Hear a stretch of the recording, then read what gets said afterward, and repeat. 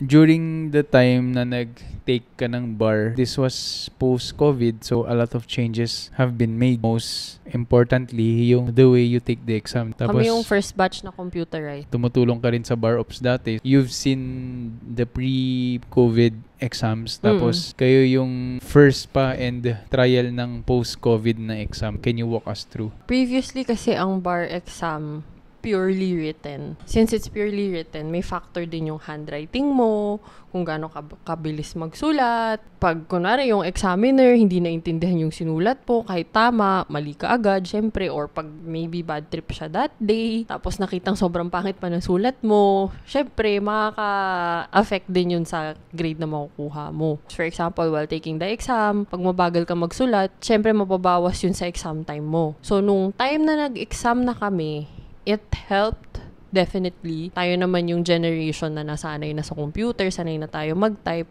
mabilis na tayo mag-type. Mas mabilis na makakapag-exam, mas may time para mag-isip. Also, to go back and check your answers. Since it's typewritten, mabilis lang i-edit. Tapos mabilis lang din, kunwari may typo ka, may wrong grammar ka, may mali kang nalagay. Buburahin mo lang, re-retype mo lang. Kasi pag sa written exam, gahol ka nga sa oras, tapos kailangan mo sulatin lahat ng pwede mo sulatin, lahat ng sagot. Kung ano yung unang pumasok sa isip mo, susulatin mo na agad.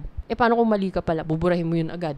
Yung ganong klaseng exam, can you say na it's long overdue sa US, like first world countries, kung paano sila mag-take ng bar exams? Multiple choice pa nga eh. Overdue na, pero pinilit lang dahil sa COVID. Kung hindi dahil sa COVID nga, feeling ko hindi pa rin nila gagawin yan eh. Yun na nga, tama yung sinabi mo na long overdue na siya. Kasi nagagawa naman siya sa ibang bansa, nag-e-exam naman sila digitally. May mga nag-exam nga na hindi sa testing site sa bahay. So, long overdue na talaga yung computerized exams. After namin, lahat ng bar after namin, the past 2 bars after mine, both computerized naman. Wala namang naging issue or anything.